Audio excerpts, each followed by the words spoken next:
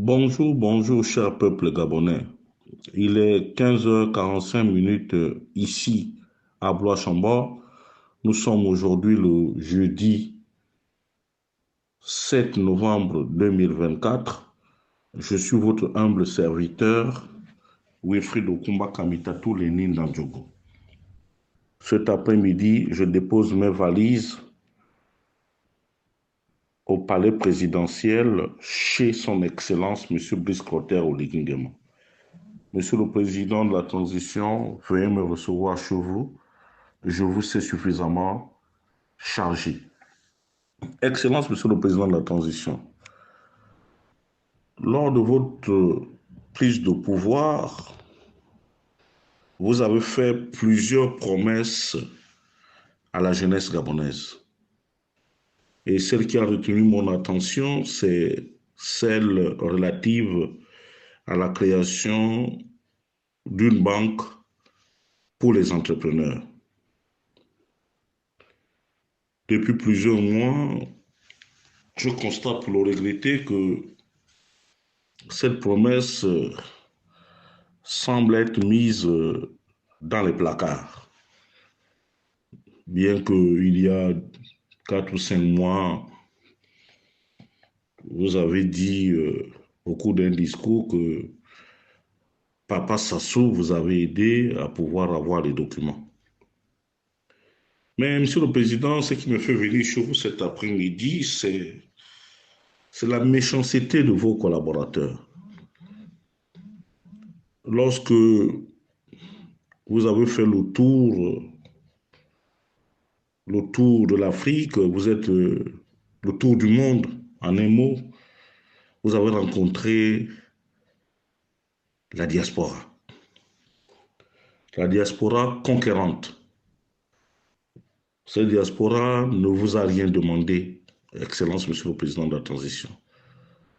Vous vous êtes empressé pour nous demander nos CV, nos curriculum vitae, et éventuellement, vous avez suscité l'émulation en prônant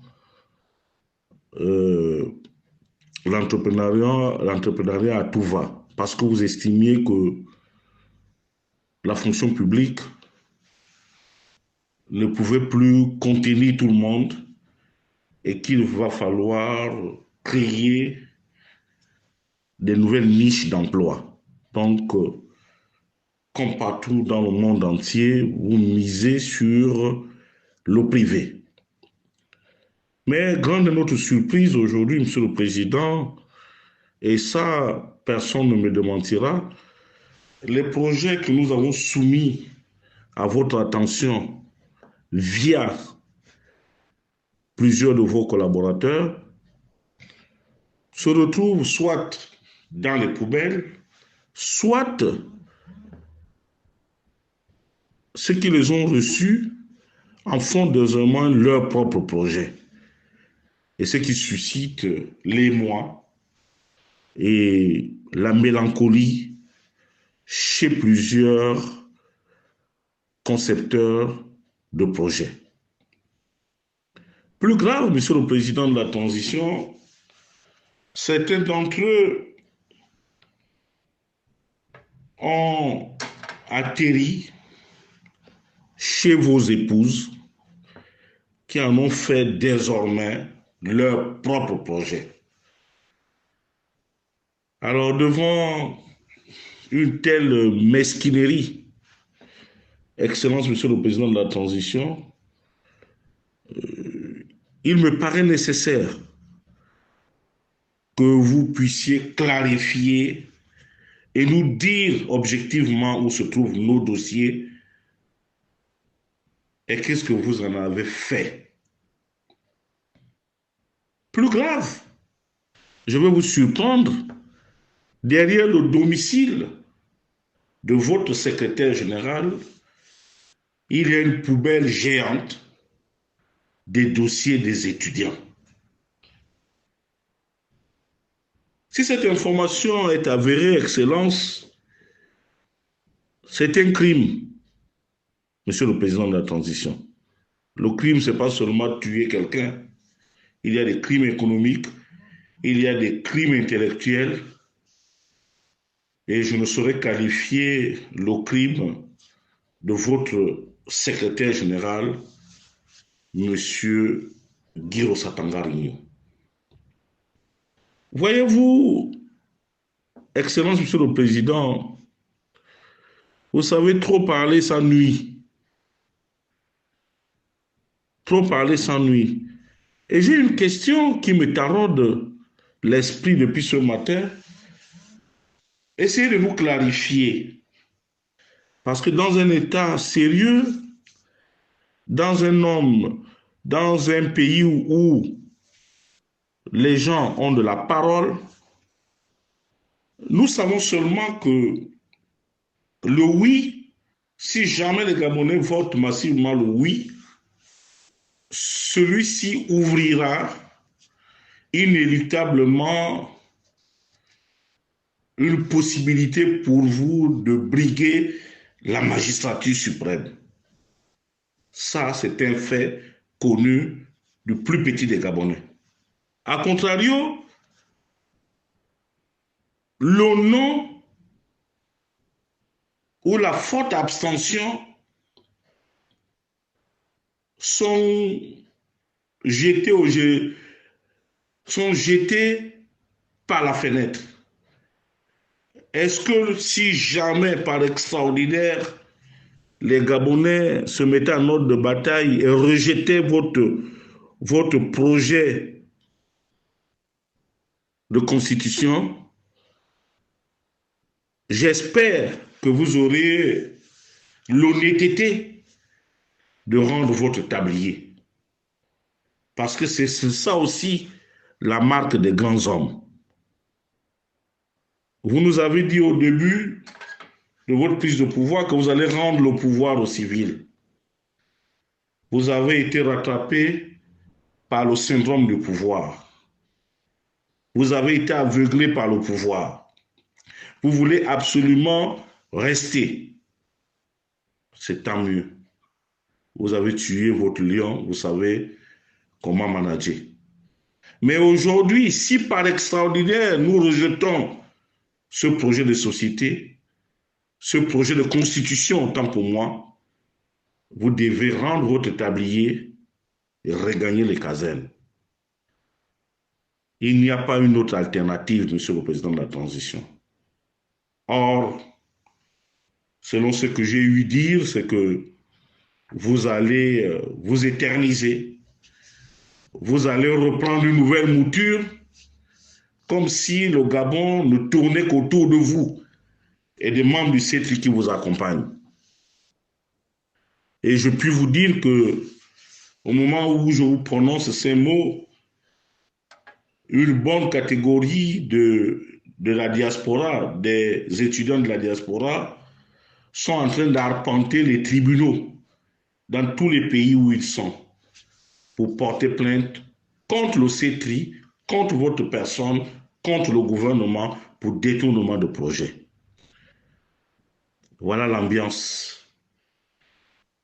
Et ne soyons pas surpris que d'ici là, les Gabonais se lèvent pour revendiquer que tel projet appartenait à tel projet appartenait à tel. Mais Monsieur le Président de la Transition, où est-ce qu'on va? Le pas de danse, au début, était un pas directif, mais aujourd'hui, au vu de la cadence, il devient de plus en plus endiablé et nous ne suivons plus. Excellence, Monsieur le Président de la Transition. Nous sommes là, nous regardons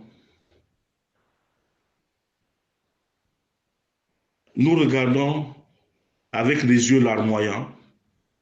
Nos bourreaux d'hier sont devenus vos amis, vos campagnards.